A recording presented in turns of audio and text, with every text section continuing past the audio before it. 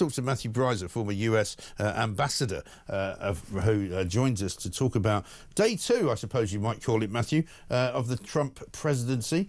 I mean, it's been quite a week, hasn't it? Monday's inauguration was quite a stellar occasion. The glamour was kind of reinserted back into Washington, D.C.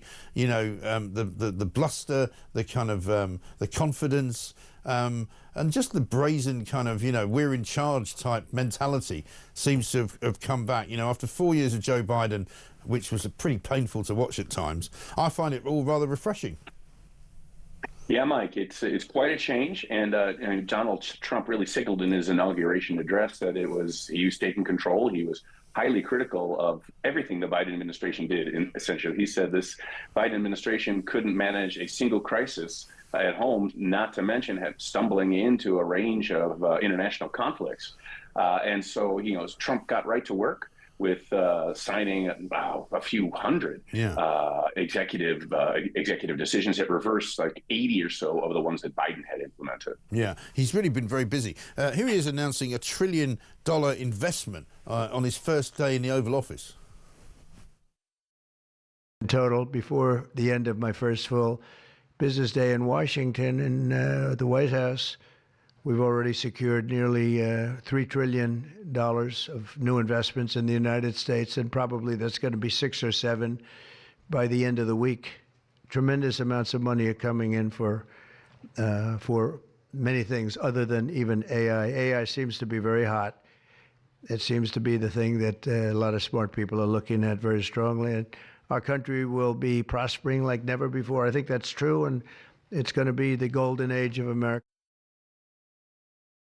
The golden age, and that's kind of sticking, isn't it? Because it's a great phrase, the golden age of America, and he is managing to pull in an incredible amount of money. I mean, the business leaders of the US and around the world, seemingly, are certainly buying into it, aren't they? They sure are. You know, the tech community, the so-called tech bros in Silicon Valley, were ones that were once quite critical of Donald Trump. But there they were, all sitting up, not only in the Capitol Rotunda for his inauguration, but they were up in the privileged area, you know, with family, the first family. So, yeah, the world has seen, whether it be the United States tech community or global investors, they have seen that whether or not they like Donald Trump himself, whether or not they're worried about some of his proposed policies internationally, like, you know, taking Greenland, they know which way the wind is blowing, and they want to be on the winning side. Yeah, right. And even in Greenland, they're saying that we're willing to talk to President Trump about the possibility of whatever it is he might want to do. It might be that they don't want to hand over power and sovereignty to him, but you know, he makes people sit up and take notice. He really does. He has this amazing ability to say something that seems outrageous and completely unacceptable. And then when you think about it, like, maybe it's not. Just like you said, Mike, in Greenland, the Greenlanders, they want independence, it looks like, from Denmark. They don't necessarily want dependence on the U.S., but they want something new. And if Donald Trump can provide that, they're willing to give it a listen. Yeah. There are all sorts of policy issues where Trump changes the terms of the debate. He does, and he has no fear, does he? I mean, we've obviously got a relatively new government in this country, and they're doing things, but they're doing things which they didn't say they were going to do, which means the people are not happy about that. Whereas Trump's doing all the things that basically people voted him in to do.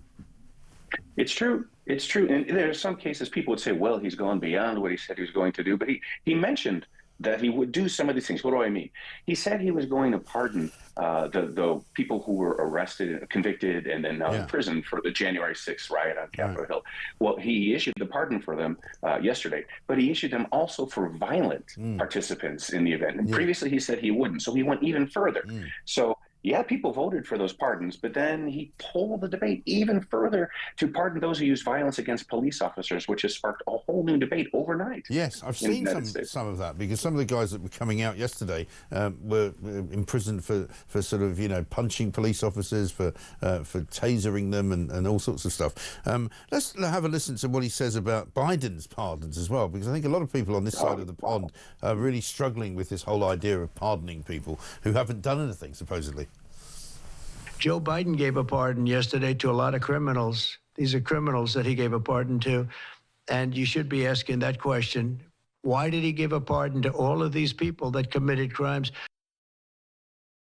Well, also, why did he give a pardon to a load of people in his family who didn't commit any crimes? Yeah. Which is, I mean, it's a kind of front-loaded, just in case you decide to charge me with something, I'm going to be able to hold up this card that says I've got immunity. Yeah, Mike, and I think it goes even further and is worse. Number one, it just suggests that maybe these family members do have something to worry about in terms of having done something that reflects Trump's allegations that they're corrupt. Secondly, it reinforces Trump's view that the justice system had been politically weaponized, in his case, against him. Because, again, they're using the political system here in the case of Biden to protect his family. There are a lot of Democrats who are deeply upset by these pardons by President Biden. Right. And while, you know, I'm saying that we're all very enthralled and entertained by the golden age of America and all of that, you know, what are the sort of the anti-Trump brigade going to be up to? Because we saw already the guy who's been charged with sorting out the border talking about people who are going to complain about the kind of activities they're going to be getting up to, the mass deportations that people are going to object to, you know, the states where they're not going to help out federal officers if they come and try and, you know, empty a restaurant full of illegal workers, that kind of thing. Is there going to be, can you say, a sort of organised opposition to whatever Trump wants to do? Well, there will be opposition, as you described, and there could be physical clashes. But in terms of organized, it doesn't seem like it at the moment. The Democrats are in total disarray. They don't even know who's going to be the leader of their party because Kamala Harris, right? She didn't succeed in the election, and so there are different voices, and I think a lot of fear about what this means. I mean, a lot of Democrats that I know are saying, "I got to get my passport in order to leave the country now and go to Canada or something," which made Trump says be the 51st state, although he's joking, I think, on that. So I don't sense that the Democrats have a concept strategically now to get reorganized. But as we said, there will be resistance when people are getting rounded up, and there could be clashes with police. Yeah, well, we'll wait and see. Matthew Bryza, thank you very much indeed, former US ambassador, talking about the Trump golden era, which is what it's now being called.